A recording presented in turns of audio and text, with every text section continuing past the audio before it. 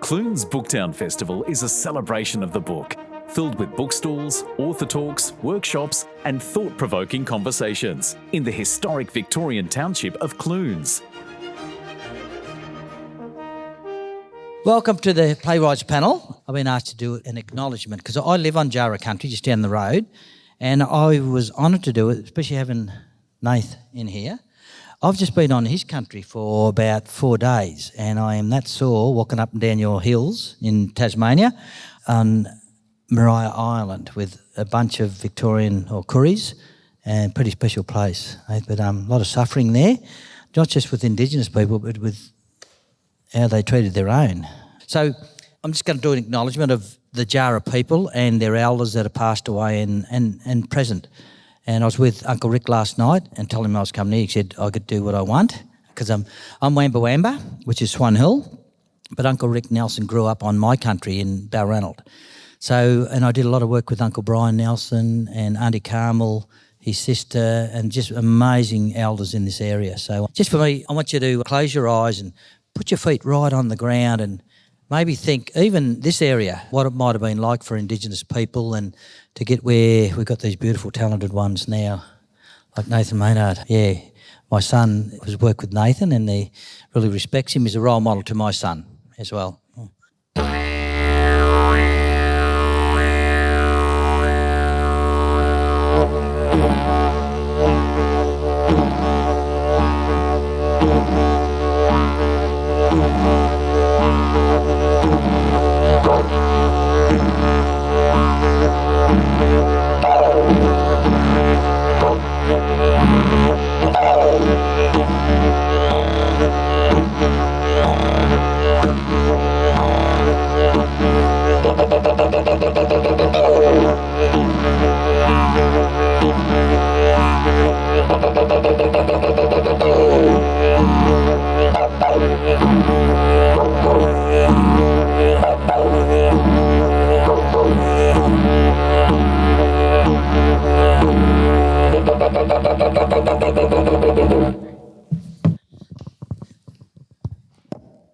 So we chased all the bad spirits out and the good ones come in, yeah.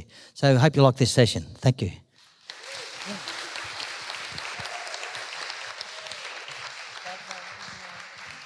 Thank you so much, Ron. It's my worst nightmare. I started to do an acknowledgement of country and then Ron is sitting there, right there. It'd be really weird, wouldn't it? Welcome, everyone. Thank you so much for coming and supporting Clune Book Fest, Booktown. You know, stories keep us alive. They share. We get to learn about each other and share our humanity with each other through stories, through what we write, the stories that we make and perform.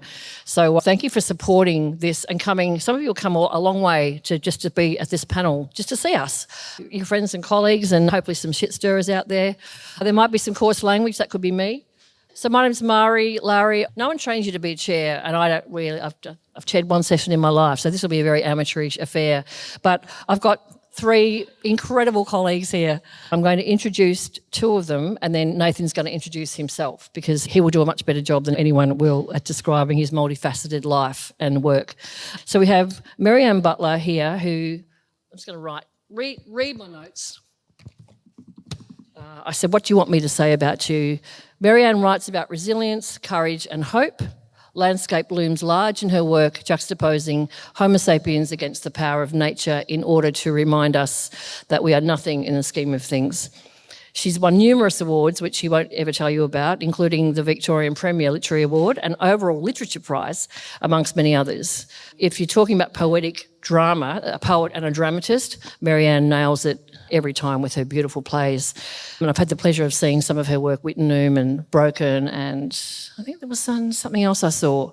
Samah, Sabawi. Samah hasn't given me a bio, but I've got one of her beautiful plays here.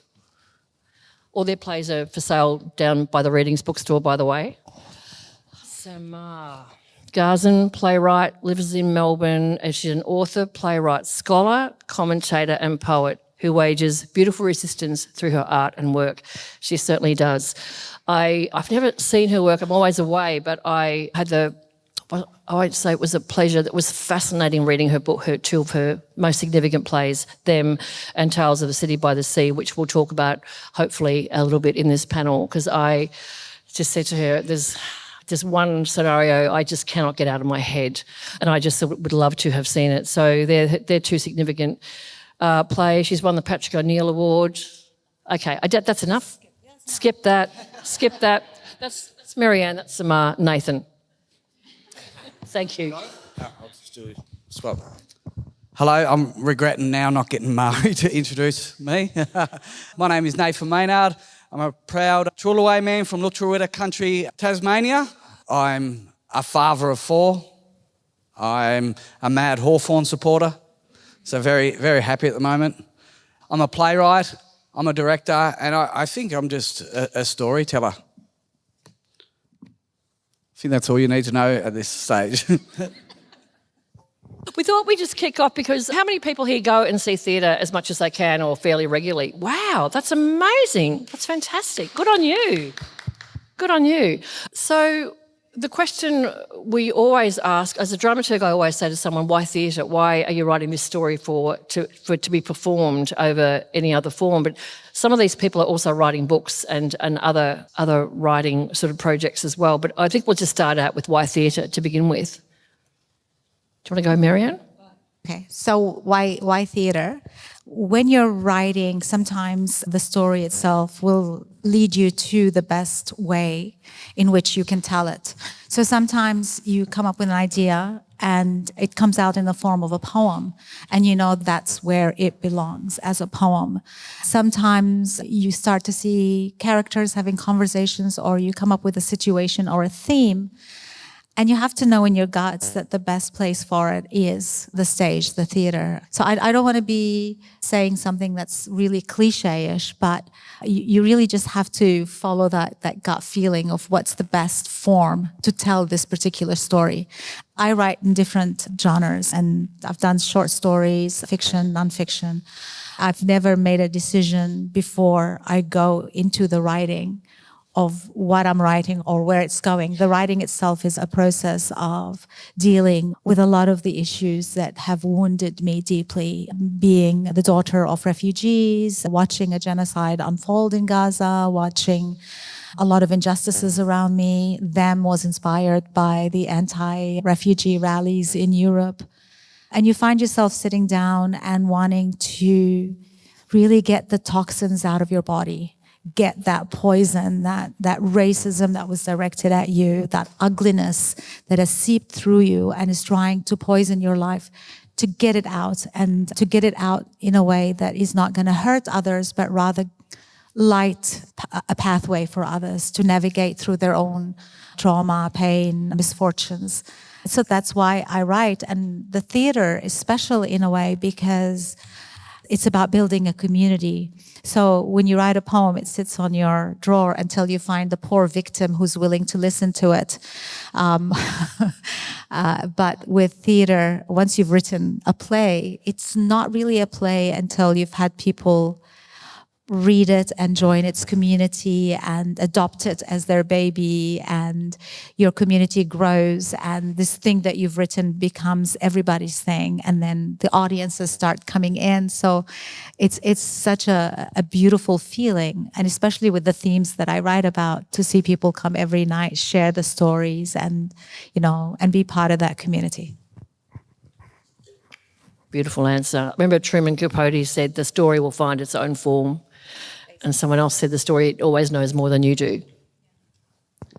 Yeah, so why theatre? I wanted to be an actor, and I trained as an actor. I went to the VCA, and I realised quite quickly that I suffer from very high anxiety. And so I'd go out on stage and I'd be going, they're all looking at me. It's like, well, that's your job. And so I sort of turned away from acting because I just couldn't, I didn't enjoy it. I was a person who had those nightmares for the months before the show that I'd forgotten my lines or I was naked on stage or whatever. And so I started writing because the study at VCA had been such sort of intensive character research. And I think also I'm a deeply visceral person. We all have different kind of zones or areas or strengths or weaknesses. And I I'm that person in theatre. When I was 17, I went to see Macbeth at MTC. I'll never forget it. It was just a gobsmackingly powerful production. And the woman in front of me kept turning around and doing this. And I realised I was leaning forward, breathing down the back of her neck. And that's why theatre, I've just always felt this kind of, my heart goes out. And I believe what's happening on stage. I'm never removed. I'm actually in there. So there's something about the immediate presence of the actors who, night after night after night, create this reality, which is much better than the reality outside the door for me. And that's also why I write, because I struggle with the reality of day to day. I think, you know, these days a lot of people might. And I find safety in the fact that I can, at some level, control, not in a you will do this, because the characters often tell me where they're going, but there's something beautiful about giving up to another world and making another world, which doesn't have to be a beautiful world. It can be a really difficult, complex world. But my job always is to guide the characters right to the other side where there's a possibility of safety, if that makes sense. So it's just that kind of beautiful thing, I think, of living, breathing, and the collaboration. When you finish your play, you write it by yourself, and then you're in the room and there are dramaturgs and there are actors and there are directors and everyone's putting their... And it's just this beautiful, fertile, generous space, and you get the best of those rooms. They are absolutely all about making the work the best thing possible. The best of those rooms, there are no egos at all. The worst of those rooms you can imagine. But yeah, so I think that's why I'm very deeply drawn to theatre. It's this kind of... It's this beautiful, warm, collaborative, living, breathing pulse or something. Beautiful. If you put a camera in front of me or you put me on one of these panels, I'm like a possum in the headlight. I just freeze. And so I'll just finish introducing myself. I'm also proudly belong to the Maynard and Mansell families in Tasmania, really strong black families from Cape Barren Island. Also belong to the Housing Commission community of Tasmania, which I'm extremely proud of. And I belong to the theatre community. I think why theatre is, theatre found me. I was working in land management and just out of the blue I was at a blackfella festival in Tasmania called the Puddalina Festival, and my cousin Elliot Maynard, who was a trailblazer for Tassie blackfellas in theatre, come up to me and asked me if I wanted to be in a play. And that time I was a bit younger, and because I'm vertically challenged, they asked me if I wanted to play the role of a 12-year-old boy in a Finnegan Crookermeyer play. And I absolutely fell in love with it. Like the first day I was in rehearsals, it was just so much fun. And it took me back to high school. I actually enjoyed theatre in high school, but no one ever told me that you can go and make a living of that. You know, you can go and do it outside of high school. So as soon as I was in that room, I think my brain was going, oh, wow, what a deadly platform to tell my people's, stories. And so I started to dream these stories in my head. And I not one part of me ever thought I'd go and write them. I was so green that I just thought that I would come up with the ideas and give them to someone else, and they would write them and they would direct them. And then I remember going to Annette Downs, who was an amazing, if anyone's ever met Annette Downs, she's a powerhouse, and she's, my number one mentor. And she took me to this artist in residence trip, and she said, what's your idea for a play? And I told her my idea for a play, and it was only about a $5 million idea play for my first play. And then afterwards she said, oh, well, okay, you have to go away and write it. I was like, no way, I'm not going to write it. I can't write this. I was like, I don't even know if I passed grade 10 English, And so she said, well, we'll have to pay someone. And I'm like, fuck that. I'm not paying no writer. So that's how it started. I went away and started writing. And I think I got addicted to writing. Like I wrote my first play, which Lisa Mazza is right there. The season. Lisa Mazza starred in. It was a struggle, My mentors really pushed me, my dramaturg really pushed me. I got there in the end. It took 3 years. But I think on the opening night, that's when I become addicted to theatre. That's when I knew this is the world I want to be in. And it was, it was great. People talking to you, saying, oh, well done, great job, all this stuff.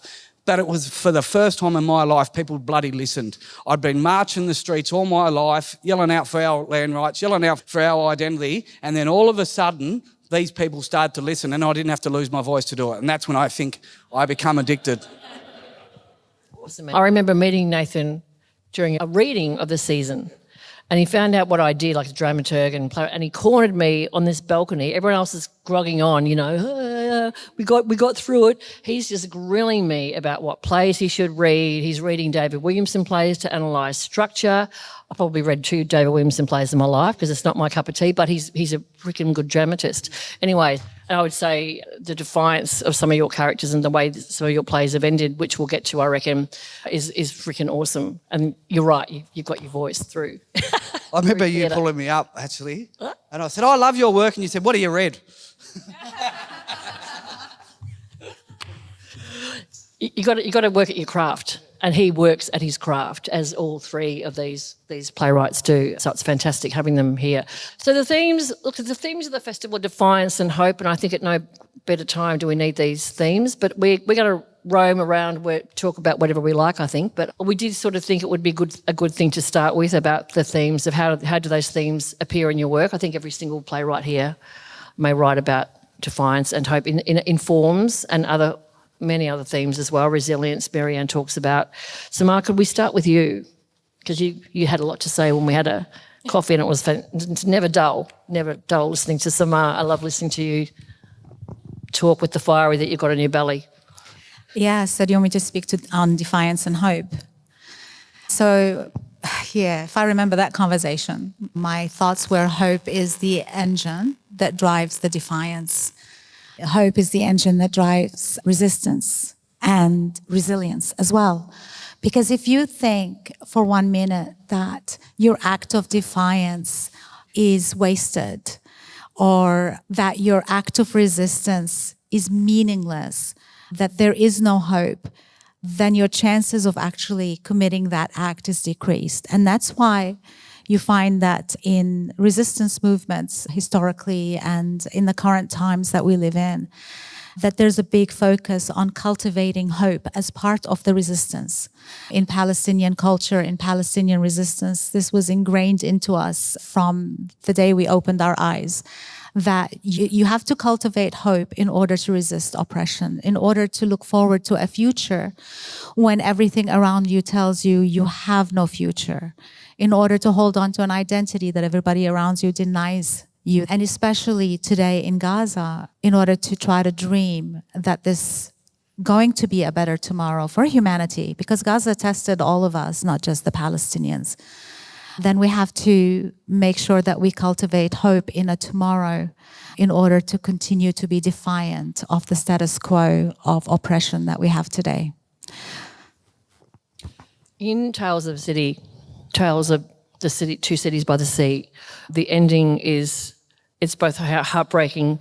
We follow 2 couples, one who's come back as a diaspora Palestinian to be a doctor and falls in love with a Gazan woman who is trapped, who can't leave, and he has been smuggled in to work as a doctor. And then you meet another couple who are inside Gaza who also can't get out, and the 2 fates of the 2 couples are very different. Do you want to speak to that? Because that ending was just broke my heart, but it's also beautiful. So I started actually with one couple. That's how the story writes itself and the characters guide you. The story was about the diaspora Palestinian who comes into Gaza during the siege and falls in love with a Palestinian woman in Gaza. And how do they make it work? Him with his American ideas and her with her connection to the land and to Gaza and to being there. And then, she needed a friend in order for me to be able to express some of her deeper thoughts. But the friend took over. The friend was vivacious and full of life and did not want to stay in Gaza, and she wanted to travel the world and she wanted to do stuff. So I ended up with 2 couples. One was what's the word I'm looking for? The myth. One was the symbolism of Palestinians and wanting to return, and the other was more the reality of what people in Gaza endure and live through, and how they settle and embrace life in its bitterness, and and find love in the cracks in between the bombs, in between the siege and the wars. I've often looked at people in their incredible circumstances and think, but you're still having children, and I think that at the end I completely understood. I had that empathy. Yeah, she does say, I want to feel life growing inside of me after experiencing all this death. I want to be kissed. I want to be loved by someone. I want to feel life growing inside of me. And, you know, that's the sentiment that I grew up being very familiar with. To that? Because resilience is a big theme of yours as well. Whitnum in particular, Dot, the character of Dot. Yeah. So I'm not good on defiance. And again, this comes back to, you know, when they were handing out things to people, I was not in the defiance line, but I was very much in the resilience line. And although I'm not defiant by nature and I find it very hard to be, like we didn't have fights in our family, we didn't, you know, everything was very nice. Under the carpet. It doesn't mean my characters aren't. And so there's Whitnum, as Mari referred to, there's a character called Dot. Whitnum is a mining town in the Pilbara.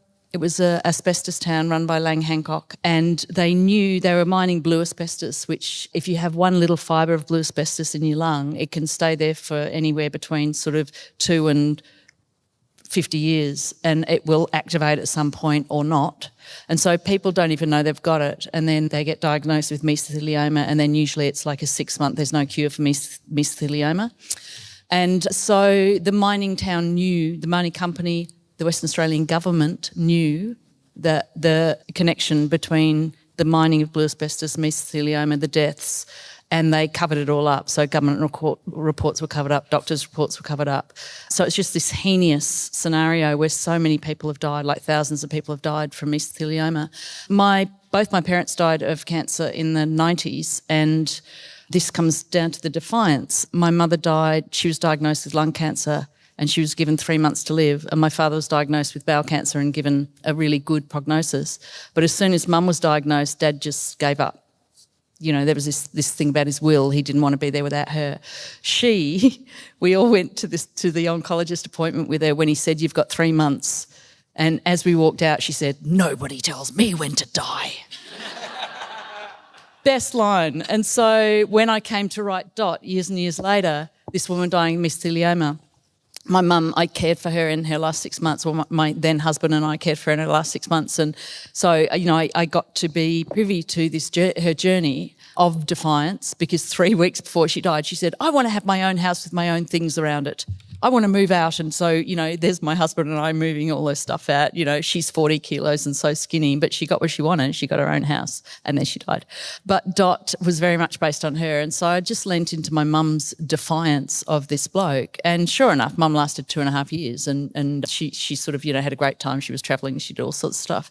But there's something about it's weird, because I find defiance really. We were talking about it this morning, Lenny, in this kid who wanted to play violin, and his father said, "No, you're going down the mine pit, you're not playing violin." And his response was, "Oh, yes, I am." And so he spent his life and he became a fabulous violinist. But another character would go, "Oh, yeah, you're right. No, okay," and go down the pit. So there's something really weird about character. And I think that's why I love giving my characters qualities that I don't have, you know, so I can kind of say, "Oh, you know, if you were brave enough, you could say this thing or do this thing." But hope is everything, I think, and hope can come through, you know, the weirdest places, I suppose. It's, yeah, you know, if we don't have hope, we don't get up in the morning, I think. And so there's something beautiful about the human capacity to go, okay, I'm in the worst situation possible. And it's not even how can I get out of it. It's kind of there's something, this is where I think we can be better humans. We can identify someone in our life who's really struggling and kind of reach out in a way that's, you know, thoughtful and caring and not overwhelming, and just kind of help each other through these really shitty times. And I guess that, again, going back to theatre, my job is to put my characters through really, really, really tough, high-stakes situations where they, you know, everything's at stake, and then kind of get them just to the edge of the outside of that. And so that, you know, there's a tiny little crack of light in there that will lead into the, you know, future hope.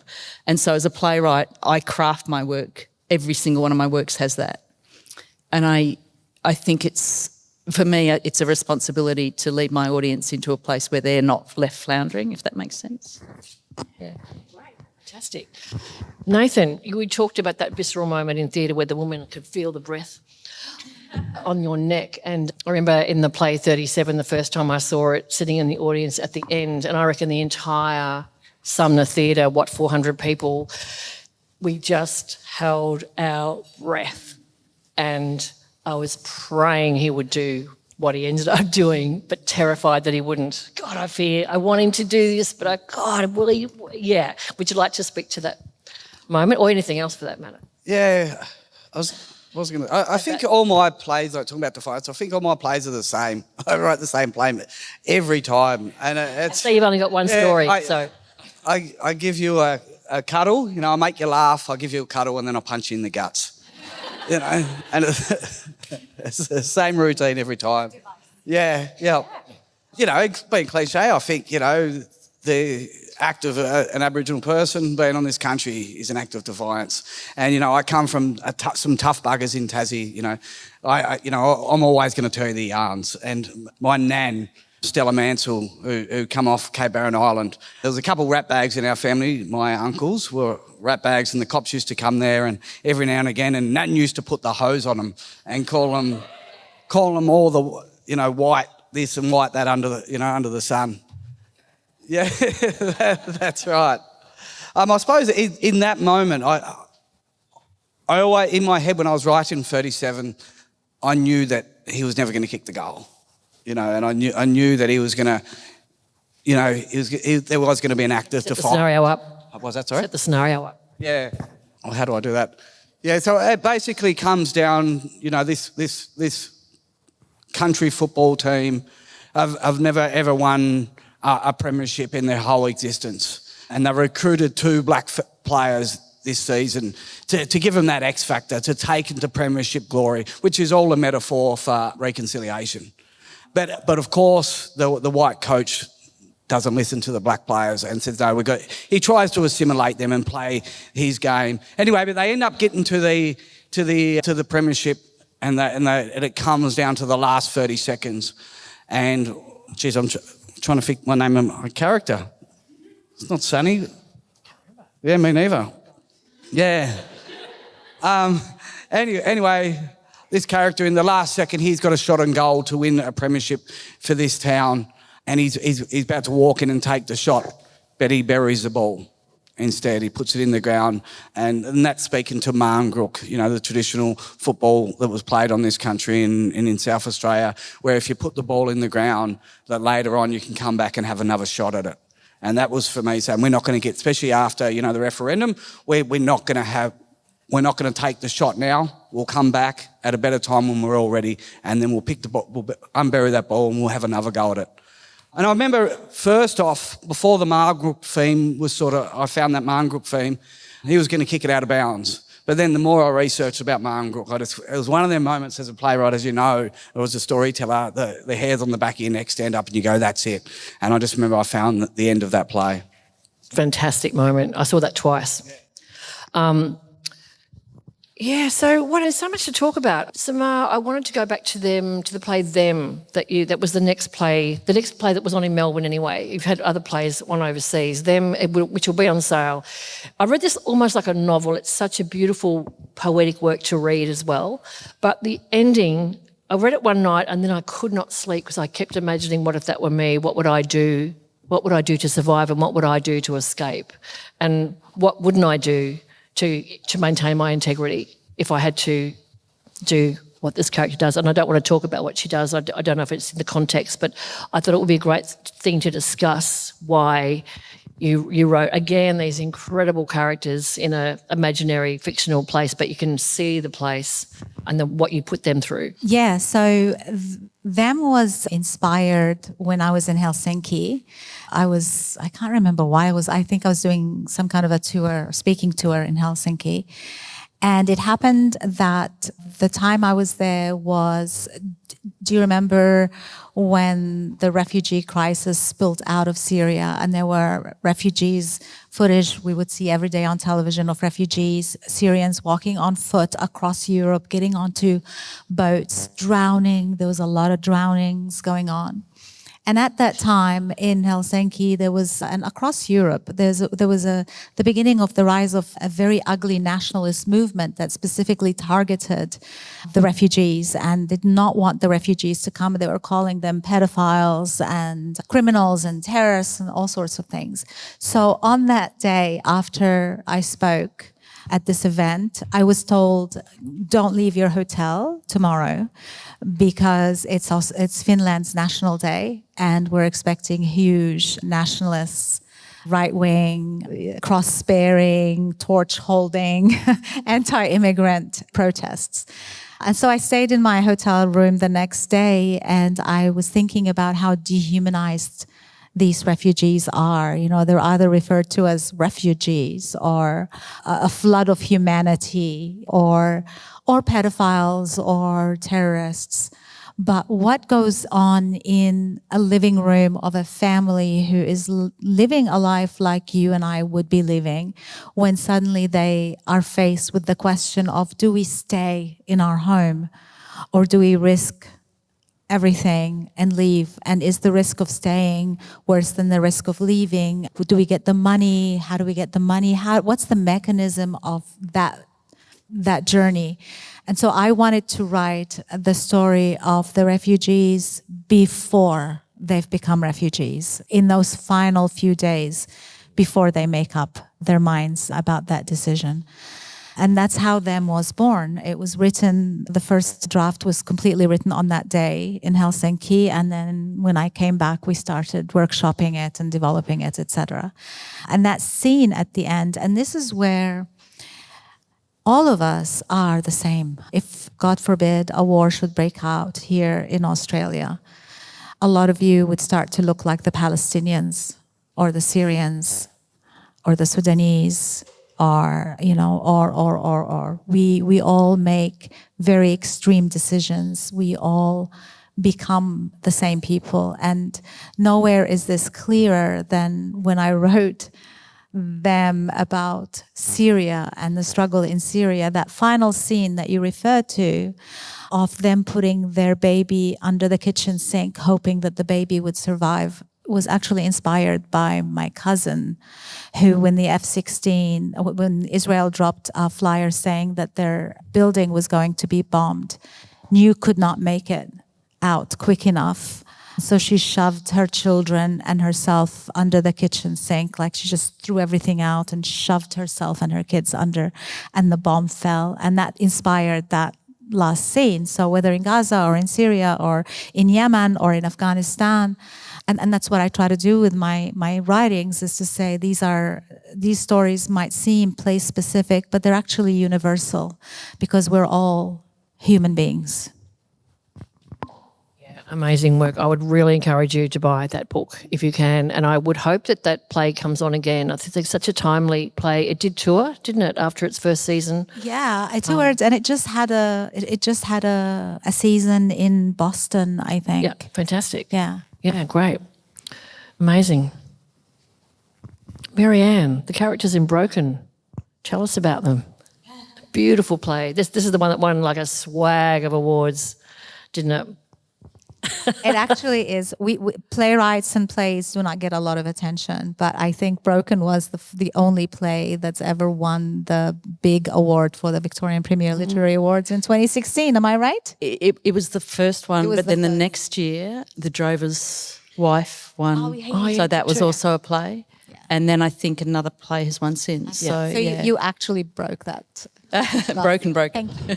On behalf of all of us playwrights. On that note, can I say thank you to the Clunes Book Fest, to Susie and Angela for programming a playwrights panel. Yeah, awesome. It's so unusual. Yeah, it is. Yeah. So shout out to them. Broken. So it's a three-hander play. It's set in the Central Desert, and it was sparked by this kind of spark thing's really interesting to me. Like suddenly you get this thing in your head and it will not let you go. And so I do a lot of driving. Interrupt there because Nathan and I were talking about process. So that leads on to a great discussion about our processes. Yeah. So I've got a camper van and a dog, and I do a lot of long distance driving. I just love it. And I, drive across the Nullarbor, drive down, when I was living in Darwin, I had 20 years in Darwin, I'd just do this kind of drive over to Broome or down the middle or down, whatever. And I was doing the drive from Darwin to Alice Springs, possibly to visit my friend Lenny Shilton there or some other friends in Alice. Sorry, Mpwante, I should call it. Apologies. And on the way I heard this story of this woman who had her car had rolled over into scrub. So along that road, there's not a lot of kind of big trees. It's not forestry, but there's kind of low scrub. And her car had landed behind this scrub. It was not visible from the road. And she was trapped in her car for 3 days. The thing was that people really look after each other up there in this community. I want to come back to your point about the word dehumanising, because I think it's absolutely amazing, because when you do find humanity and people who don't need to dehumanise other people but actually lift each other up, I think that's, there's something really important in that, I think. But the people at Renner Springs, so she hadn't turned up for her interview in Mabwante, Alice Springs. Did I pronounce that right? I'm sorry. And so they kind of telegraphed down the highway and they got to Renner Springs and the woman said, oh, yeah, she passed through here. Yeah, she fueled up. Yeah. And there were these grey nomads and she said to them, can you just, you in a hurry? No, we're just going up. Can you just check the highway? And they did, and they just took their time and they saw these kind of marks because they were looking for them, and they found the woman. And she was alive and she was okay. And I just got really stuck with this idea of what happens out there. And I said it in Central Australia because I'd spent a year living at the old camel farm just outside the centre of Alice, and it was so remote. Like, I remember dingoes calling across the hills at night. I had never been so remote in my life. I was terrified, but I really grew to love it, So that country fascinated me, that kind of red dirt in the skies. And so I wrote this play about kind of 3 people who are trapped in this sort of, it's a very cyclical play. And I think it won because structurally it was what this character says could be said by this character. So it became this kind of echo thing of everybody's story. Andrew Bevell wrote the introduction. He said the sum is greater than its parts. Is that the expression? Whatever it is. Yeah, so it sort of added up. It was like a jigsaw puzzle. And the reason I wrote it in that form was because I hated structure. I didn't understand structure. I was terrible with structure. And I thought, right, I'm going to write a play that is absolutely structurally so complex, it's going to be like a massive Rubik's Cube, and I'm going to nail it. And it took me 3.5 years, and it's under 10,000 words. Do the maths.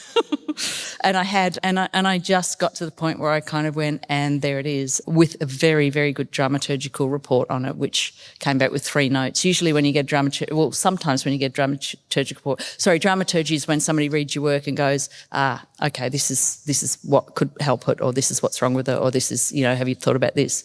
And so sometimes it's a face-to-face meeting, sometimes it's a 25 pages of this is shit, said nicely. But this particular dramaturg read it and he gave me 3 notes, just 3 dot points. And each one I read and went, oh my God, thank you. He nailed it. He nailed the issues. And so I went back and rewrote. But there was something about that I was really driven by to unpack that story about sort of survival out there and helping each other and the complexities of that in a way. But I was also really driven to understand structure on a level that had eluded me. And now I mentor a lot of writers, not just playwrights, but I work through Varuna, which is the National Writers' House. So I mentor poets and whatever. And structure is the thing that always comes. Everybody's like, I can't deal with structure. And I'm like, ooh. Okay. So it's kind of fun now, the structural stuff. Because playwriting, they call playwright, W-R-I-G-H-T, as in wrought iron. And they kind of call playwrights the architects of literature. Because I think plays are very, very structurally complex. This kind of thing where you've got the story, but how do you tell it in a way that's not just la la la, la la la, la la la. There's something there about the placement of time. You can do anything. I think theatre is much more innovative than film because film, you're limited. Theatre, anything can happen, and I find that incredibly exciting. A process as well, because you love talking about process and finding out other people's processes, don't you? Yeah. And jump in with you when you want to say something. Yes, please. Wait for me. Marianne, can I ask you a question? Who was that dramaturg? Just curious. It was Chris Mead. Oh, Chris Mead. Yeah. Oh, He's got a very... Worked with Chris Mead. He's very good with structure. What I do now is when He's got a degree in dramaturgy. He might have. Yeah. He's a doctor. He's helped me with them as well. There you go. He would. Yeah. So, And he actually helped get 37 up. there you go. So I think the other thing is when I write a play, I go, where's the weakness? Yeah. And I will put my feelers out to other playwrights and go, I think the weakness is in this character arc. Who's good with character arcs? And they'll come back with, this person is. So I think Chris Mead's very good with structure. And yeah, like everyone's got different strengths, I think. Yeah. It's not that I really enjoy talking about process. To be honest with you, I enjoy listening to other artists talk about process. Mine's quite boring. I sort of normally wake up around, 8 o'clock in the morning. If it's a gym day, I'll go to the gym. I live on the coast in Tassie. Then I'll go for a swim after that, and then I sort of make a pot of green tea and I'll get into it. And I sort of sit in front of my computer until about 3 o'clock. My partner's over here laughing because she knows that I missed a big part about what struck my process is procrastination. So I normally now I fell into the trap of Facebook Marketplace for about an hour, and then I get into writing. I used to always laugh that once upon a time I'd colour code my undies before I'd actually start to write. Yeah, and that's about my day. But if I go, okay, how do I come up with an idea of a play? I don't know. Sometimes ideas come out of nowhere. I remember watching Assistant ideas. Do they keep on tapping at the door? I think the good ones do. The good ones do. Someone a lot smarter than me once said, all the good ideas, you don't write your ideas down. If they're good, they'll stick with you. And so I've taken that on board. But yeah, I remember watching In the Name of the Father. It's a great movie, about the IRA and these Irish mob getting stuck in England and being accused of, bombing an apartment or something. I can't quite remember. But there's this beautiful image in the play where someone's just died, someone, that's in the prison. And as a tribute, they light toilet paper and they chuck it out their windows. And I just love that image. It really stayed with me. And I was like, I need to write a prison play, And so I did. And then I had to find, the story that would fit within that prison and the metaphor that would fit within that prison. But that's what sparked that idea. And I suppose when I've had an idea and it's sat with me for a while, I remember Uncle Glenn Shea once saying to me when I was writing the season and I was at the Yellow Monday Playwrights Festival, which I'd highly recommend, run by Muglin Performing Arts, when I was up there, and I was walking up and down, I was trying to come up with something, and he's like, remember, Nathan? So that's right. I was writing every day and I was just writing and writing and writing, and a lot of it was shit. And he just said, Nathan, it's okay to sit there and dream it up for a while. And so now I do that. I try to let the play sit within me, dream it up for a while, and then comes my favourite bit. I love storyboarding. I love plotting. Yeah. And I live in a little 40-foot shipping container on the coast of Tassie, and it's got a line in the middle where I've been walking up and down, and I just pump my music. Every now and again I might have a Jamison, and I sit up and walk up and down, and I just plot the story out.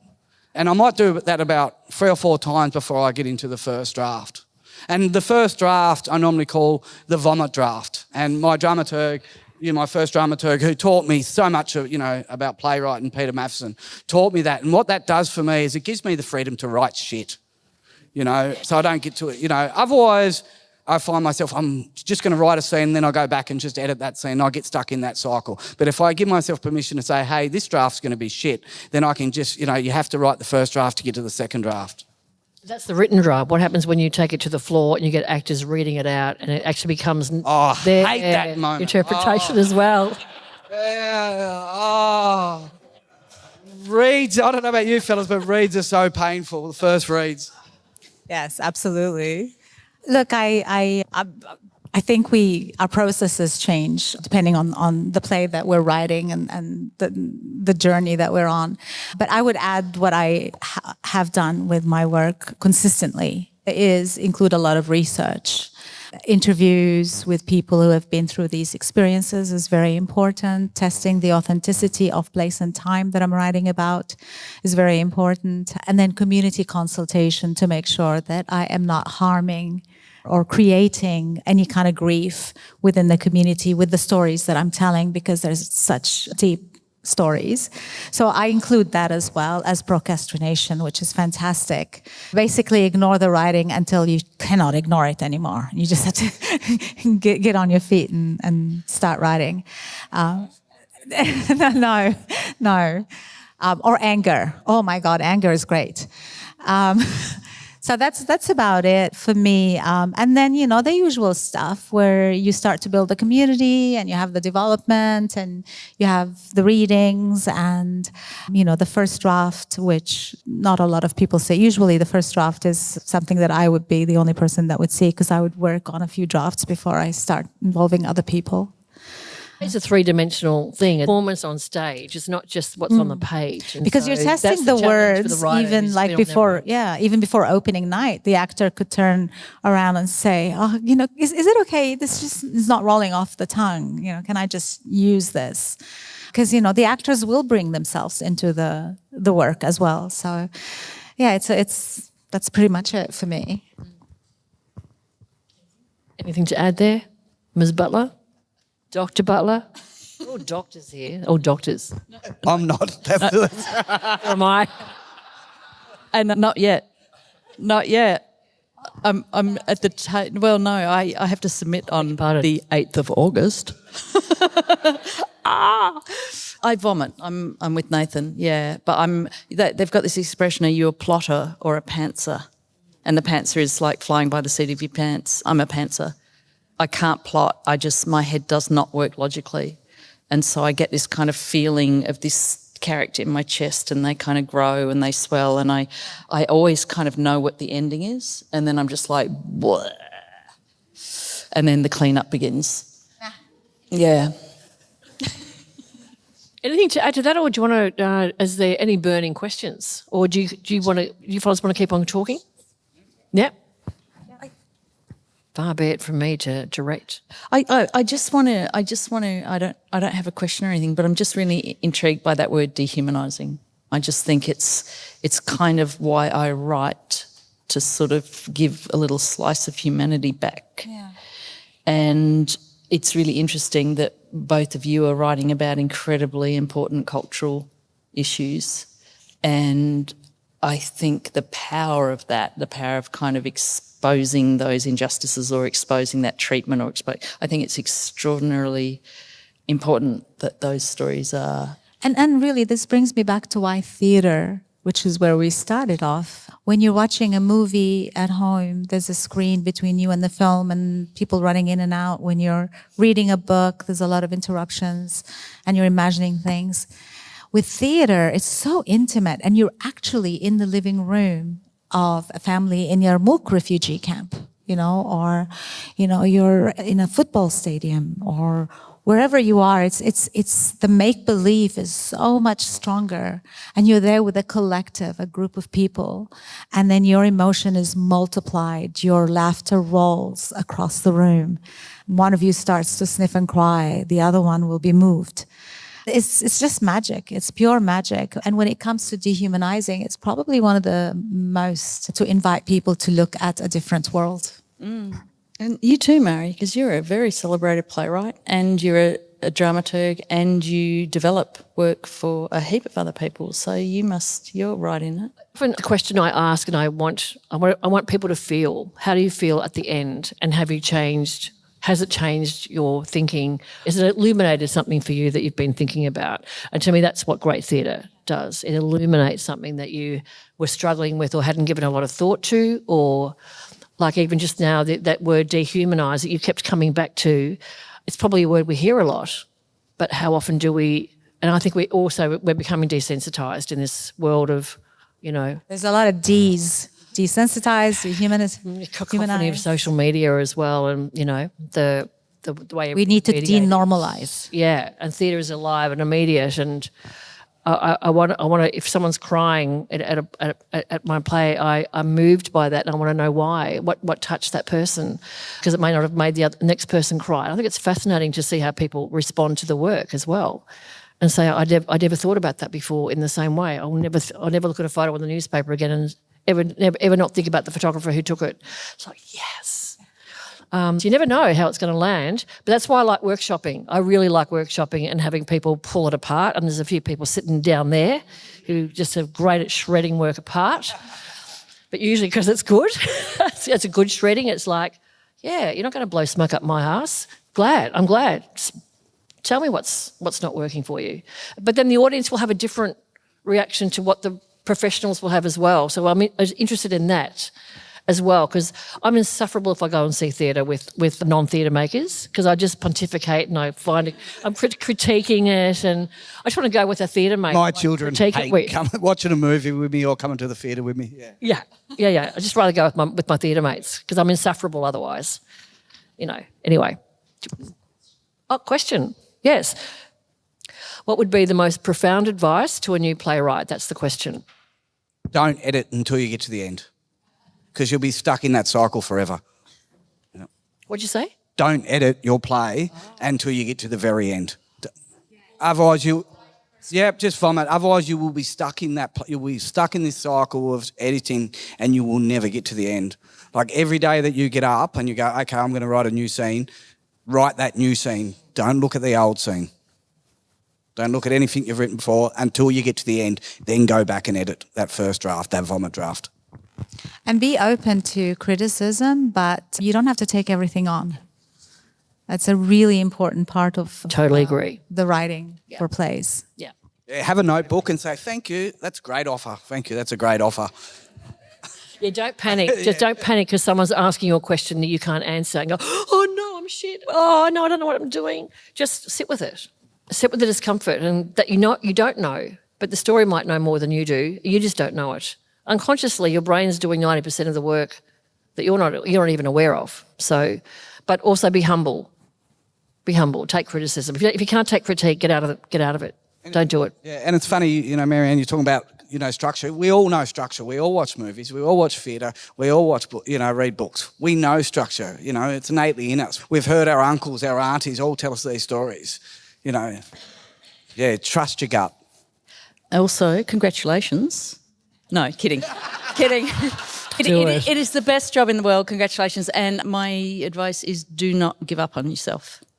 Just do not. Just keep going. When I was really a young writer, I gave up on myself. And then years later, I met someone who said, the only difference between writers and non-writers is that the writers just didn't give up. And I think that's I wish I'd heard that so just keep going. Yeah. I like to think if we were in the Olympics, we're the marathon runners. Yeah, it's a thankless task in Australia right now. It's pretty tough. But yeah, you don't give up. Yeah, that's right. The real writer keeps writing because they have to, and they feel most themselves when they're writing and creating story, I think, Anybody else? We've got a couple more minutes. You just put your hand up and someone's pointing to someone there. Oh, I beg your pardon. Everyone hear that? Yeah, it's because you hear all the flaws in the script. Somewhere along the line, like I was actually, yesterday I got to the end of one of my plays. I wrote the end. And I said to my partner, I'm feeling really good about this. I think this is a really good play. But I know by the end of the reading, which is going to happen on Monday, I'm going to be, that's the worst shit I've ever written in my life. Because you hear all the flaws, but it's so necessary. It's just part of the process. Can I add to that? I think, when you first conceive of a work, whatever genre it is perfect inside your head. It's absolutely perfect. Like you're already picking out the dress to wear to the Oscars, It's true. Can I just quickly get in with a yarn? Hey. Yeah, sorry, I'll wait till you finish. And then, every draft is clumsy and unformed because it's not ready yet. And your job is to match that beauty, that beautiful pearl in your head, and you will only do that if you keep going, if you do draft after draft after draft, if you take on feedback, and this is years of work. We're not talking about I'm going to whip out a play in 6 months. So be patient, be persistent. I think patience is really key. Like give it years. Like I can't think of people who write something and they're very eager to quickly move it along, and it's not mature. It's not there. You have to give it time. It's like a slow cooker. Yeah, that's right. Yeah. Oh, sorry, you made me laugh about the Oscars. I remember when I wrote my first play this season and had the first reading, and I just remember at the end, like everyone was really quiet, and I was so gutted. I thought I was going to get a standing ovation at the reading. I was just so gutted. Felt so deflated. That is so honest. That's fantastic. I think we all secretly want that.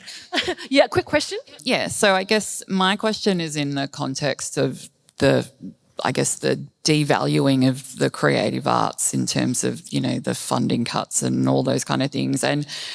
But also the notion that as artists we contribute to society by providing these stories, that we aim, I guess the hope is that we will influence and change our communities and culture. Yep.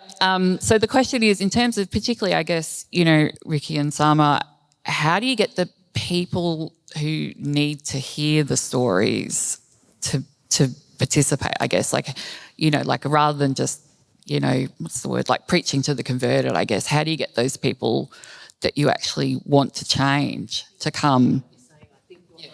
I'm going around in circles. How do you make sure your work gets out to people who you really want that work to be heard by? I think you have to believe that the story has a universal reach. So if you're writing, for example, when I wrote about Tales of a City by the Sea and the war in Gaza, Gaza is a specific place and the war has specific reasons and the siege and like this context and politics. I didn't bother with any of that. Instead, I was just telling you the story of how life looks like between two people in love. That's something it resonates with all of us. How do you manage a yearning of love when the borders are shut? Your relationship with your dad, familial relationships, that story with Lama and and Ali and wanting to get pregnant and wanting to have babies. So you have to actually, again, to humanize, you have to take them out of the box that they've been put in and tell a story that could happen to anyone, so that when people come and they're sitting in the theater and watching this play unfold, in them, the opening scene in them is a man trying to get it on with his wife. But he's actually under the bed, not on the bed. They're hiding under the bed because the bombs are falling outside. And they're having this flirtations, and then, and then the baby cries, and then they have to come out because the bomb stopped, and they're messaging, texting their parents. All of this. So there's two things going on in your head. You're actually seeing something that's so wild and unfathomable, but it is given to you in a way that you can relate to, because it's a husband and a wife, and he wants to have it and she doesn't, and she doesn't want to, if the bombs fall, to be pulled naked from under the bed. Like, it's just not something she's planned for.